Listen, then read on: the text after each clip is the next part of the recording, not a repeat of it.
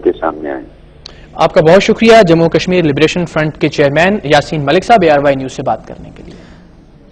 یاسین ملک صاحب کی آپ رائے سن رہے تھے بھارتی وزیر داخلہ کے ایک بیان پر، لیکن مقبوضہ کشمیر سے ایک اور بڑی لرزہ خیز خبر یہ ہے کہ مقبوضہ کشمیر میں 2700 بے نام اجتماعی قبروں کا انکشاف ہوا ہے، جس میں 3000 کشمیریوں کو دفنایا گیا تھا۔ زیادہ تر لاشیں کشمیری نوجوانوں کی ہیں جو بھارتی سیکیورٹی فورس کی حراست میں غائب ہو گئے تھے۔ اس بات کا انکشاف سری نگر میں international people's tribunal of human rights کے رہنماؤں نے ایک پریس کانفرنس میں کیا۔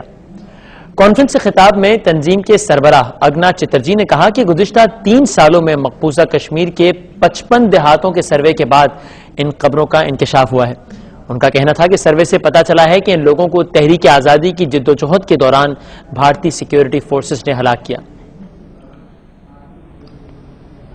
اور اسی خبر کے حوالے سے جیسا آپ نے کہا کہ ایک لرزہ خیز خبر ہے، ہم بات کریں گے، ہمارے ساتھ موجود ہیں Jammu Kashmir council of human rights کے رہنما جناب نذیر گیلانی، اور ان سے اس خبر کی کچھ حقیقت کے بارے میں اور جو پس منظر ہے اس بارے میں کچھ مزید جانتے ہیں۔ نذیر گیلانی صاحب، اس سے پہلے بھی اس طرح کی خبریں منظر عام پر آ چکی ہیں کہ کچھ بے نام قبریں جو ہیں مقبوضہ کشمیر میں موجود ہیں، اور زیادہ تر وہ نوجوان جو کہ اچانک غائب ہو گئے تھے اور خیال تھا کہ یہ بھارت کی سیکیورٹی فورسز کے قبضے میں ہیں، زیادہ تر لاشیں ایسے نوجوانوں کی ہیں۔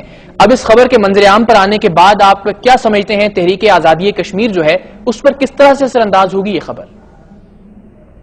دیکھیے جی، اس کے 2 بنیادی پہلو ہیں۔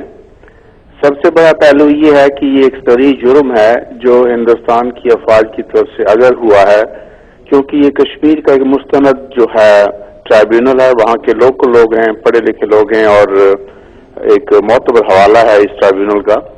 تو ہندوستان کی جو افواج آئی ہیں کشمیر میں وہ بنیادی طور ٹو پروٹیکٹ لائف آئی ہیں، اور وہ تابع ہیں کشمیر کی انتظامیہ کے۔ انہوں نے 2 طرح کے جرائم کیے ہیں۔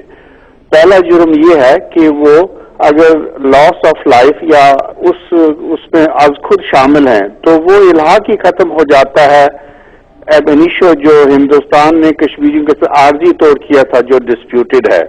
تو اس کے بعد کسی فوجی کا سویلین کی ڈیتھ میں شامل ہونا ایک بہت بڑا جرم ہے، اور اس جرم کی سزا، اور ایسے فوجی اگر یا وہ فوجی سربراہ یا ہندوستان کا وہ ہوم منسٹر جو اس دورانیے میں منصب پر فائز رہا ہو، وہ دنیا کی جس بھی جغرافی میں جائے گا، پاکستان آئے، برطانیہ آئے، امریکہ آئے، یا کسی ملک میں جائے، اس کو اریسٹ کیا جا سکتا ہے، کیونکہ یہ بہت بڑا جرم ہے۔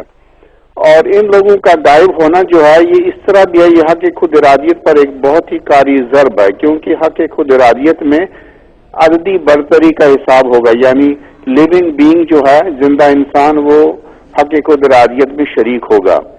تو یہ بھی پہلو اس سے نکلتا ہے کہ کہیں ایک سازش کے تحت ایک نسل کو نہ مارا گیا ہو تاکہ حق خود ارادیت کا وہ جو عددی معتبریت تھی کشمیریوں کی وہ ختم ہو جائے کچھ عرصہ کے لیے۔ جی ڈاکٹر نذیر گیلانی، آپ کا بہت شکریہ، آپ نے ARY نیوز سے گفتگو کے لیے وقت نکالا۔ اور اسی والے سے ہم کچھ مزید بات بھی کرتے ہیں۔ علی رضا صاحب ہمارے ساتھ براہ راست موجود ہیں جو کہ ایڈوائزری کونسل کشمیر سے